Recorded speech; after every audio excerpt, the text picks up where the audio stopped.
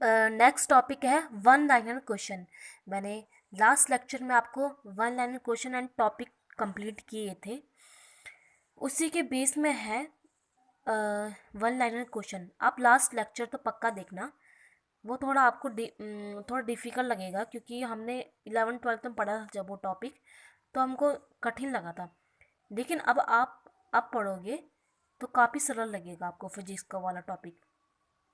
लेकिन अब ये फिर ये वन लाइन क्वेश्चन है, उसी टॉपिक पे, उसी टॉपिक के बेस में है, तो आप प्लीज़ ज़रूर देखें इस वीडियो को।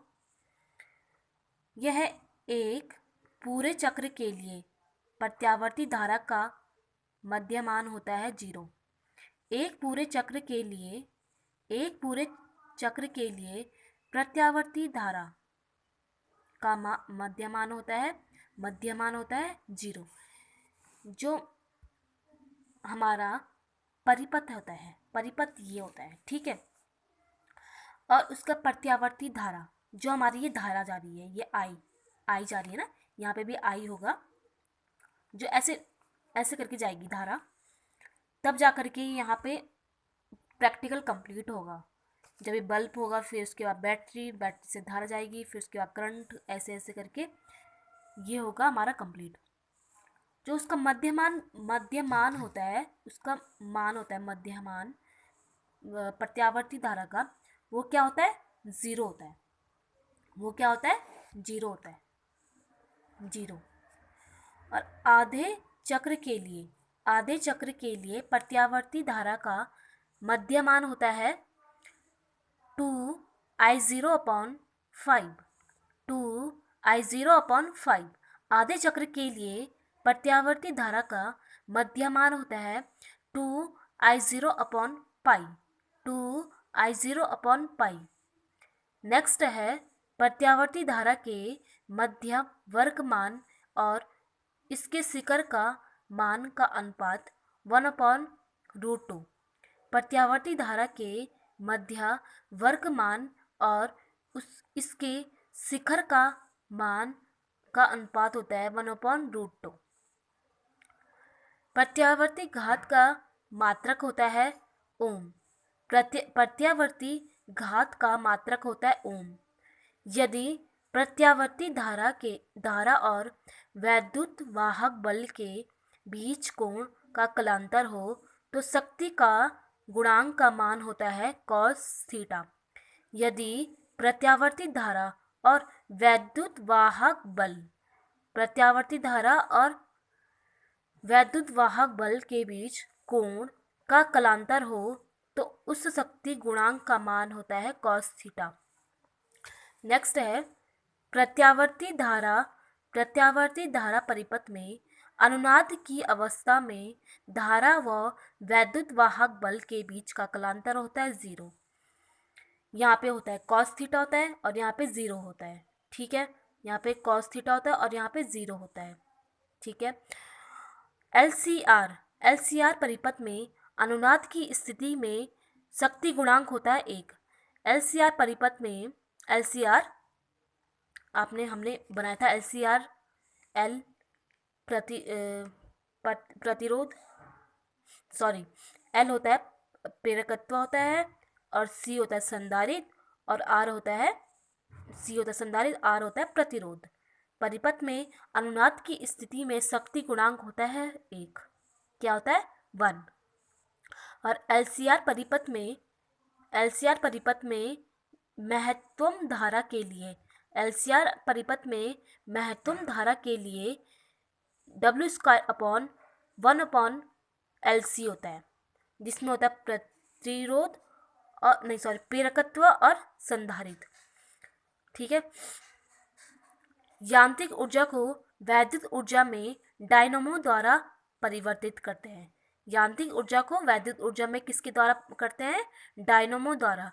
डायनामो के आगे चर की परिक्रमा क्रम चाल दुगनी कर दी जाएगी तो प्रेरित वैद्युत वाहक बल दुगना हो जाएगा। डायनामो के आगे चर की परिक्रमा क्रम दुगनी कर दी जाए अगर, तो उसके प्रेरित वैद्युत वाहक बल भी दुगना हो जाएगा। क्या हो जाएगा? दुगना हो जाएगा।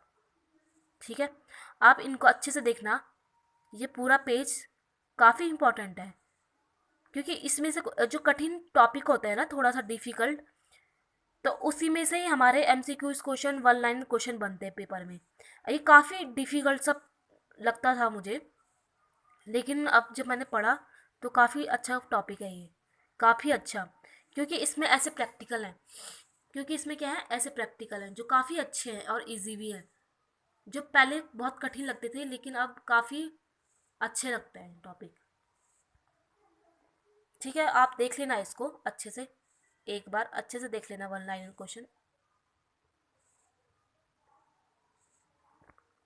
नेक्स्ट है, ट्रांसफार्मर का एक युक्ति है। ट्रांसफार्मर क्या है, एक युक्ति है जो एसी वोल्टा को बढ़ाने में और घटाने के लिए काम आती है। ट्रांसफार्मर एक युक्ति है जो एसी वोल्टा को बढ़ाने और घटाने के लिए यूज होती है।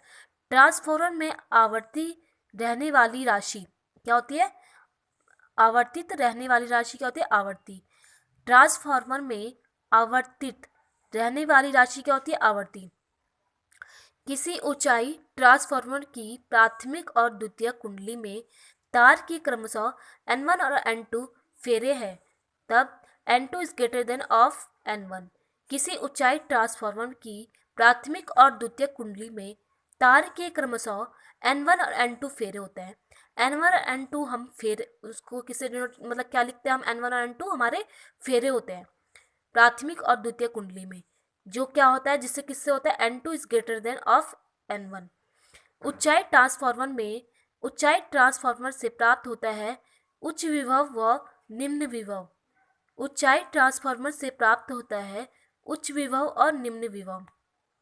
और अपचाई ट्रांसफार्मर का कार्य होता है, अपचाई ट्रांसफार्मर का कार्य होता है ऊंचे विभव वाली दुर्बल धारा प्रत्यावर्ती धारा को कम विभव वाली प्रबंध धारा में बदलना।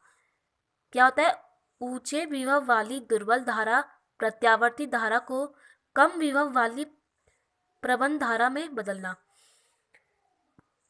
ऊंचाई ट्रांसफार्म का कार्यालय कम विभव वाली प्रबल प्रत्यावर्ती धारा को ऊंचे विभव वाली धारा में दुर्बल धारा में बदलना। अपचाई होता है ऊंचे विभव वाली दुर्बल धारा को प्रत्यावर्ती धारा को कम विभव वाली प्रबंध धारा में बदलना। और ऊंचाई ट्रांसफार्मर का कार्य होता है कि कम विभव वाली प्रबंध प्रत्यावर्ती धारा को उच्च विभव वाली धारा में दुर्बल धारा में बदलना। जब किसी बंद चालक कुंडी के निकट एक चुंबक का दक्षिण ध्रुव दूसरे ले जाया जाता है, तो कुंडली में प्रेरित धारा की दिशा होगी वामावर्त। जब किसी बंद चालक कुंडली के लिए एक चुंबक का दक्षिण ध्रुव दूसरे में ले जाया जाता है, तो कुंडली में प्रेरित धारा की दिशा होगी वामावर्त। क्या होगी, वामावर्त। एक कुंडली में धारा परिवर्तन के कारण दूसरे कुंडली में प्रेरित वैद्युत वाहक बल उत्पन्न होने की घटना को कहते हैं अन्योनन प्रेरण। क्या कहते हैं, अन्योनन प्रेरण। ये टॉपिक यहीं पे खत्म हो गया है, आप देख लेना। ये सारे वन लाइन क्वेश्चन थे। जो LCR परिपथ है ना, प्रतिरोध, संधारित्र और प्रेरकत्व, तो उसके ही ये वन लाइन क्वेश्चन है सारे, आप अच्छे से देखना इनको।